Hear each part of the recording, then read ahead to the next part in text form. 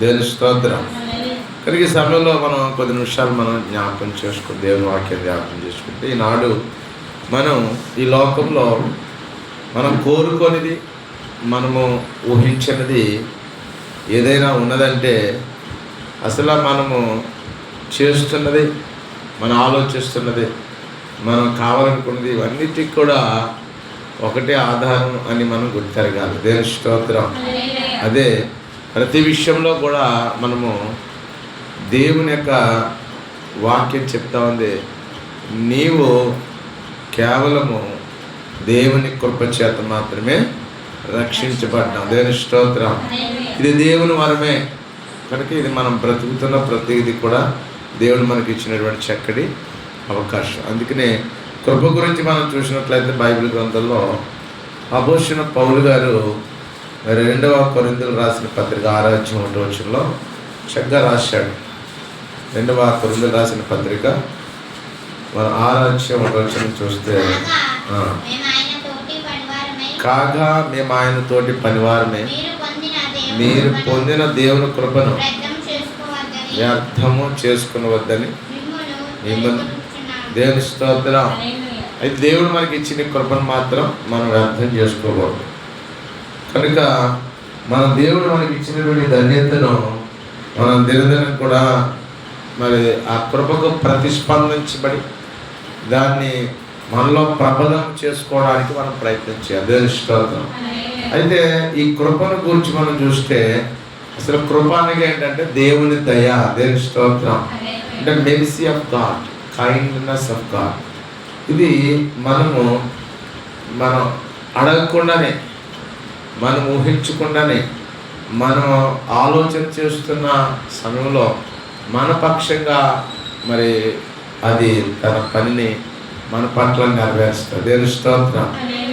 కనుక దీని గురించి మనం ఆలోచన చేసినప్పుడు, దేవుని కృప గురించి ఆలోచన చేస్తే, ఈ రాత్రి మనము ఈ యొక్క కృప మనకి ఏ విధంగా సహాయం చేస్తుంది, ఏ విధంగా మనకు తోడుగా ఉంటుంది, ఏ విధంగా మనం బలపరుస్తుంది అంటే, ఆ అపోస్తలుడైన మరి పౌలు గారు తీతు అనే యవనస్తుడికి రాస్తున్నటువంటి 2వ అధ్యాయము 11-12 చూద్దాం.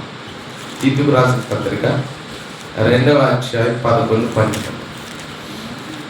తీతుకు రాసిన పత్రికలో యాదనగా సమస్త మనుషులకు రక్షణకరమైన దేవుని కృప ప్రత్యక్షమై మనను మన భక్తిహీనతను, యహలోక సంబంధమైన దురాశను విసర్జించి శుభప్రదమైన నిరీక్షణ నిమిత్తము, అనగా మహాదేవుడును మన రక్షకుడినైన యేసుక్రీస్తు మహిమ యొక్క ప్రత్యక్షత కొరకు ఎదురు చూచుచు ఈ లోకంలో స్వస్థ బుద్ధితోను, నీతితోను, భక్తితోను బ్రతుకుచుండవలని. దేవుని స్తోత్రం. హల్లెలూయా. ఇక్కడ అపోస్తలుడైన పౌలు తీతుకు ఏం చేస్తున్నాడంటే, పరిశుద్ధతను గురించి బోధిస్తూ ఉన్నాడు. ఆ పదకంలో యాదనగా సమస్త మనుషులకు రక్షణకరమైన దేవుని కృప ప్రత్యక్షత. దేవుని కృప ప్రత్యక్షం ఏం చెప్తుంది అంటే, మన భక్తిహీనతను, యహలోక సంబంధమైన దురాశను విసర్జించాలి. అది అంటే దాన్ని విడిచిపెట్టాలి. యహలోక సంబంధమైనటువంటి దురాశలు కానీ, భక్తిహీనతకు కారణమైనటువంటి పరిస్థితులు కానీ మనం విడిచిపెట్టాలి. ఇది ఈ కృప ద్వారా మనం బోధించబడతాం. దేవుని స్తోత్రం. దాన్ని మనం ఎందుకు మనకి ఈ కృప పరిశుద్ధతను మనకు జ్ఞాపకం చేస్తుంది, పరిశుద్ధతను బోధిస్తుంది అంటే, ఈ యొక్క మనం చూసాం కదా 12 శుభప్రదమైన నిరీక్షణ నిమిత్తము. దేవుని స్తోత్రం. ఆ చివరి భాగంలో ఏమన్నాడు? స్వస్థ బుద్ధితోనూ, నీతితోనూ, భక్తితోనూ బ్రతుకుచుండాలి. దేవుని స్తోత్రం. అంటే దేవుడు పరిశుద్ధత గురించి బోధించట్లో మనము స్వస్థ బుద్ధి అంటే ప్యూర్ నేచర్ అనమాట. ప్యూర్ నేచర్ మనకు కలిగి ఉండాలి. మనకున్న ప్రతి ఆలోచన, ఆ మనసు, తలంపు అంతా కూడా స్వస్థతగా ఉండాలి. దేవుని స్తోత్రం. అందుకనే దీన్ని ఏ విధంగా మనం స్వస్థ బుద్ధితో జీవించాలంటే, 2వ కొరింథీయులకు రాసిన పత్రికలో అపోస్తలుడైన పౌలు అంటాడు. 2వ కొరింథీయులకు రాసిన పత్రిక 1వ అధ్యాయము 12 చూద్దాం. 2వ కొరింథీ 11వ అధ్యాయం 1వ అధ్యాయం 12 1-12. చూడండి, ఇక్కడ అంటాడు భక్తుడు, అంటాడు మా అతిశయం ఏదనగా లౌకిక జ్ఞానము అనుసరింపక దేవుడు అనుగ్రహించు పరిశుద్ధతతోను నిష్కాపట్యముతోను దేవుని కృపనే అనుసరించి లోకంలో నడుచుకుంటుమి. దేవుని స్తోత్రం. విశేషముగా నీ ఎడలు నడుచుకుంటే మరియు నా మనస్సాక్షి సాక్ష్యం ఇస్తుంది అంటే. కాబట్టి ఇక్కడ పౌలు గారు ఏమంటున్నాడు కొరింథీ సంఘానికి, లౌకిక జ్ఞానాన్ని అనుసరించకూడదు. క్రైస్తవ బిడ్డలుగా లోక పోకడలు, లోక పద్ధతులు, లోక విధానాలు, ఈ లౌకికమైన జ్ఞానాన్ని అనుసరించకుండా దేవుడు మనకు అనుగ్రహించిన పరిశుద్ధతను నిష్కాపట్యాన్ని దేవుని కృపకే మనము అనుసరించి లోకంలో నడుచుకోవాలని భక్తుడు ఈ కొరింథీ సంఘానికి వివరిస్తున్నాడు. దేవుని స్తోత్రం. కాబట్టి ఎందుకు అంటే ఈ కృప మనకి ఏం చేస్తుందంటే పరిశుద్ధతని ఇస్తుందంటే. ఏ విధమైన పరిశుద్ధ అంటే మరి లౌకిక జ్ఞానాన్ని కలిగి ఉండే దీనత్వాన్ని, భక్తిగా ఉండడాన్ని, మరి యథార్థంగా ఉండడాన్ని ఈ యొక్క మాటలు మనకి జ్ఞాపకం. అంటే పరిశుద్ధతను నిష్కాపట్యం అంటే కపటత్వం లేకుండా యథార్థంగా ఉండడం, అది ఈ యొక్క కృప ద్వారా మనం బోధించబడుతున్నాం. దేవుని స్తోత్రం. రోమీయులకు రాసిన పత్రికలో చూస్తే 5వ అధ్యాయంలో 20 వచనం చూద్దాం. 5:20 చూద్దాం. రోమా 5:20 చూద్దాం. అలాగే 6:2 చూద్దాం. రోమీయులకు రాసిన పత్రిక 5వ అధ్యాయం వచనంలో పౌలు గారు రోమీయులకు ఏం చెప్తా ఉన్నాడు అని అంటే, రోమా 5వ అధ్యాయం వచనం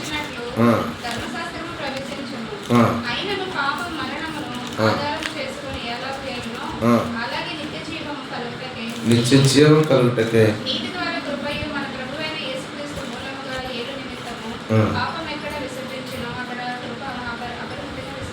దేవుని స్తోత్రం. కాబట్టి ఇక్కడ పౌలు గారు ఈ సంఘాన్ని నేర్పిస్తుంది ఏంటంటే, మీరు యొక్క అపరాధము విస్తరించినట్లుగా ధర్మశాస్త్రమును ప్రవేశించింది, అయినను పాపము మరణమును ఆధారం చేసుకుంటుంది. కాబట్టి మరణానికి ఆధారమైన పాపం, ఆ పాపం ఎలాగైతే ఆధారం చేసుకుంటుందో అలాగే నిత్య జీవాన్ని కలుగు చేయడం కొరకు దేవుడు ఏం చేస్తున్నాడు, నీతి ద్వారా కృపను కుమ్మరిస్తున్నాడు. దేవుని స్తోత్రం. అంటే పాపమును విసర్జింపబడాలి. పాపం వల్ల మరణం వస్తుంది, అకాల మరణం వస్తుంది, భయంకర మరణాలు వస్తున్నాయి, చూస్తున్నాం. ఇట్టే మాయమైపోతున్నారు, ఇట్టే భయంకర రోగాలు, క్యాన్సర్ రోగాలు చనిపోతారు, కొన్ని లక్షలు వచ్చి పడుతున్నారు, అవుతలేదు. అప్పుడు ఎంతోమంది చనిపోతున్నారు. ఆ చనిపోయిన వారిని బట్టి మనం జ్ఞాపం చేసుకోవాల్సింది అంటే ఆ మరణానికి కారణం పాపమే. ఆజ్ఞాధికరమైన పాపము, నీతి అనేది తెలిసి మరి దాన్ని అనుసరించకపోవడం, నీతి అనే దాన్ని అనుసరించకపోవడం, మేలు అనే దాన్ని అనుసరించకపోవడం, ఇవన్నీ కూడా పాపాన్ని సాదృశ్యం కనుక ఆ పాపము ఛాయలు, పాపము శాపము, ఆ మరణం మన మీద రాకుండా మన నిత్యము జీవించడానికి దేవుడు ఏం చేస్తున్నాడమ్మా, తన కృపను మన మీద కుమ్మరిస్తున్నాడు. దేవుని స్తోత్రం. అంటే కృప అనేది పాపము చేయడానికి ఎంత మాత్రం కూడా అనుమతించదు అంటాడు. యోధా 4లో అంటాడు. యోధా 4లో చూస్తే యోధా భక్తుడి ద్వారా మనం ఆ మాటలు చూస్తాం. ఎంత మాత్రం కూడా కృప పాపం చేయడానికి అనుమతి ఇవ్వదు అనే విషయాన్ని ఇక్కడ చెప్తారు. 4లో 1:4 యోధా 1:4. మరి ఎప్పుడైతే ప్రభువులో ఉంటున్నామో మనల్ని ఎప్పటికప్పుడు కాపాడుతుంది దేవుని కృప. దేవుని స్తోత్రం. యోధా రాసిన పత్రికలో ప్రకటన గ్రంథం ముందు ఉంటుంది, యోహాను రాసిన 3వ పత్రిక తర్వాత చూసిన 4వ వచనం అంటాడు, యానేలుగా కొందరు రహస్యముగా చెరబడున్నారు, వారి భక్తిహీనులై మన దేవుని కృపను కామాతరత్వమునకు దుర్వినియోగపరచుచు మన అద్వితీయ నాథులకు ప్రభుని యేసు క్రీస్తుని విసర్జించున్నారు. ఈ తీర్పు పొందులకు వారు పూర్వమందే సూచించబడిన వారు, పుట్టినోడు సూచించబడిన వారంటే వ్రాయబడిన వారు. దేవుని స్తోత్రం. కాబట్టి ఖచ్చితంగా మనము ఈ యొక్క పాపమును విసర్జించుకోవడానికి, దూరపరచుకోవడానికి కృప ఎంతగానో తోడుగా ఉంటుంది అనే విషయాన్ని పరిశుద్ధాత్మ మనం బోధిస్తున్నాడు. అందుకనే ఎబ్రిల్ రాసిన పత్రికలో మనం చూస్తే 12వ అధ్యాయంలో 14-15 వచనంలో అలా రాస్తాడు.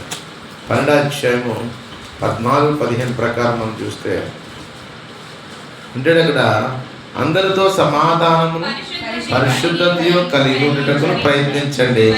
పరిశుద్ధత లేకుండా ఎవడను ప్రభువును చూడడు. మీలో ఎవడైనా చేదైనా వేరు ఏదైనా చేదైనా వేరు ఏదైనా మొలిచి కట్టి కలవరపరచడం వల్ల అనేకులు అపవిత్రులైపోదురేమో అని చూసారు. సేవకుడు ఎంత బాధపడుతున్నారంటే ఎక్కడైనా ఏదైనా చేదైన వేరు వస్తుందేమో, ఆ కృపను పోగొట్టుకుంటుంది. అంటే కృపను దూరం చేసుకోవడానికి వారు అనేకులు అపవిత్రులు అవుతున్నారని ఇక్కడ భక్తుడు ఎబ్రిల్కి రాస్తున్నాడు. అందుకనే కింద వివరణగా ఒక ఉదాహరణ ఏం చెప్పారంటే, ఒక్క పూట కూటి కొరకు తన జ్యేష్ఠత్వాన్ని అమ్ముకున్న హక్కును అమ్మువేసిన యాస వంటి భ్రష్టుడెవడెన్నో వ్యభిచారి నుండేమని జాగ్రత్తగా చూచుకున్నాడు అంటాడు. చూశారు అంటే పరిశుద్ధతయు ఈ పరిశుద్ధత సంబంధాలు తప్పిపోకుండా దూరమైపోకుండా ఉండడం కోసం మనం ఏం చేసుకోవాలమ్మా, జాగ్రత్తగా చూసుకోవాలి. ఖచ్చితంగా పరిశుద్ధతలో జీవించడానికి మనము ప్రయత్నిస్తూ ఉండాలి. దేవుని స్తోత్రం. అదే విషయాన్ని పేతురు రాసిన మొదటి పత్రికలో మనం చూస్తాం. 5-6 మరి భక్తులంట అంటాడు పేతురు గారు, ఎవరి మింగిదినాన్ని గర్జించే వల్లే దుష్టుడు తిరుగుతా ఉన్నట్టు. 5-6 ఏమంటే, చిన్నలారా మీరు పెద్దలకు లోబడి మీరందరూ ఎదుటివాని దీనమనసుని వస్త్రము ధరించుకొని మిమ్మల్ని అలంకరించుకున్న దేవుడు అహంకారాలు ఎదిరించి దీనులకు కృపానుగ్రహించను. దేవుని స్తోత్రం. చూడండి, మన మీద దుష్టుడు ఎలుబాటు చేస్తున్నాడు. ఆ దుష్టుడు ఎలుబాటు చేసినప్పుడు మనం ఏం చేయాలి? ఆ దుష్టత్వానికి బలైపోకూడదు. మనం దాన్ని తప్పించుకోవడం కోసం మనం ఏం చేయాలమ్మా, ఎదురు వారిలో ఎలాంటి మనసు కలిగి ఉండాలంటే దీన మనసు కలిగి ఉంటే, ఆ దీన మనసుని వస్త్రం ధరించుకుంటే, మిమ్మల్ని అలంకరించుకుంటే, అప్పుడు ఆ అలంకరణ ద్వారా, ఆ అనుసరణ ద్వారా అహంకారులు దేవుడు ఏం చేస్తాడు? ఎదిరించి దీనులకు కృప అనుగ్రహిస్తాడు. దేవుని స్తోత్రం. అహంకారత్వాన్ని దేవుడు ఒప్పుకోడు. ఇప్పుడు కూడా ఆయనకు లోబడేవారికి ఉండాలి, విధేయులుగా ఉండాలి, దీన మనసు కలిగి ఉండాలి. హెచ్చింపు మనసు ఉండకూడదు మనకి. దేవునికి ఇష్టం కానీ మనసు హెచ్చింపు, దీన మనసు ఆయనకి ఇష్టం అండి. దేవుని స్తోత్రం. కానీ దీనులుగా, అత్యంత హీనులుగా, మనం దీనులుగా మారాలి. మనం తప్ప యేసుప్రభువు కూడా పరిచర్య జరిగించుకోవడానికి చేయించుకోవడం రాలేదు, మనిషి కుమారుని పరిచర్య చేయడానికే వచ్చాడు. ఎంత తగ్గించుకోవడం చూడండి. అసలు దైవ కుమారుడు, దైవమే ఈ లోకంలో పరిచర్య చేయడం ఏంటి? శిష్యులు కాలు గడిగాడే, మరి ఎంతో ఆ మందిరాన్ని శుభ్రం చేశాడే. తను తాను తగ్గించుకుని దేవుని దగ్గర ఎలా భయభక్తులు కలిగి ఉండాలో యేసయ్య మనకు మాదిరి అయ్యాడు. దేవుని స్తోత్రం. అది ఎప్పుడు మర్చిపోకూడదమ్మా. మనం వ్యక్తులను ఆధారంగా చేసుకోకూడదు, యేసయ్యను ఆధారంగా చేసుకోవాలి. అందుకే ఒక దైవజనుడు చెప్తా ఉన్నాడు, అన్ని జనుల దగ్గర మనం ఉన్నప్పుడు మనము అన్ని జనుల దగ్గర చాలా జాగ్రత్తగా ఉండాలి, పర్ఫెక్ట్గా ఉండాలి. మనం చెప్పాను, ఒక దైవజనుడు అయినటువంటి వశన్ గారు మందిరంలో ఒక సహోదరి ఉండేది. ఆ సహోదరి మరి దేవుని యొక్క నామంలో 4 బిడ్డలు కలిగిన బిడ్డ. భర్త చాలా బలహీనైపోయిన పరిస్థితి, ఇక భార్య కష్టపడవలసిన పరిస్థితి.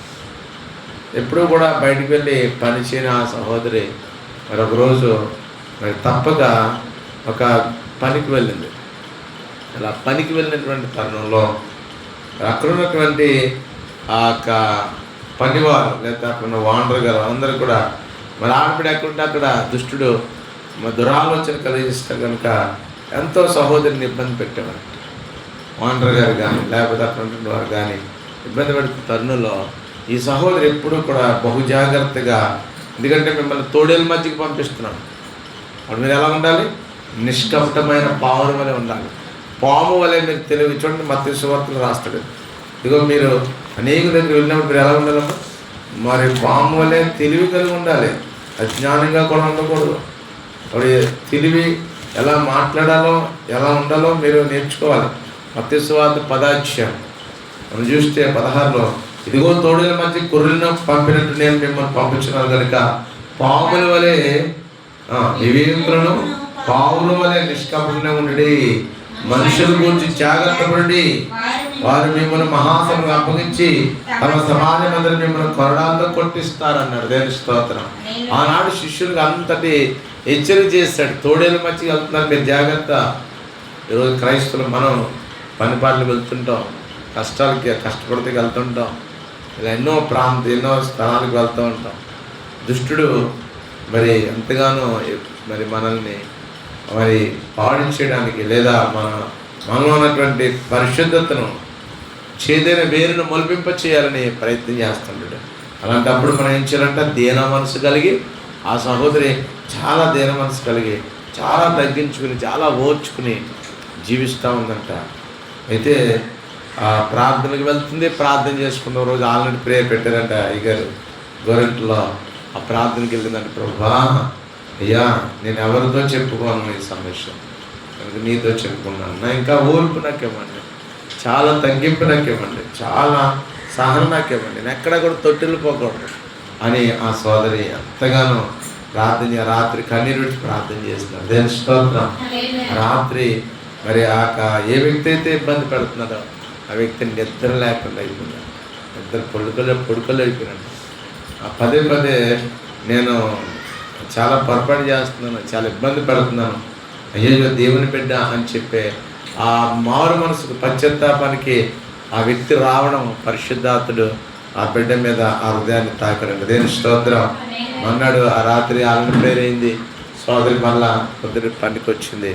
వెంటనే వచ్చిన కొద్ది నిమిషాలకి ఆ వాంటర్ గారు పిలిచారంట, అమ్మా నువ్వు దేవుని పెట్టమనుకుంటాను, దేవుని పెట్టే. కాబట్టి నిజంగా రాత్రి నాకు చాలా పడుకలు పడిపోయి నిద్ర పట్టలేదు. నేను ఇబ్బంది పెడుతున్నాననే భావన నాలో కలిగింది. నాకేంటో తెలీదు, ఎందుకంటే నాకు ఇప్పుడు అలా జరగలేదు. కనుక నిజంగా నీ దేవుడు చాలా గొప్పడు. కనుక నీ పట్ల నేను అసభ్యంగా లేకపోతే ఇబ్బందిగా నేను మాట్లాడినట్లయితే నన్ను ఖచ్చితంగా నువ్వు క్షమించు అని ఆ పెద్ద ఆయన, ఇక మీద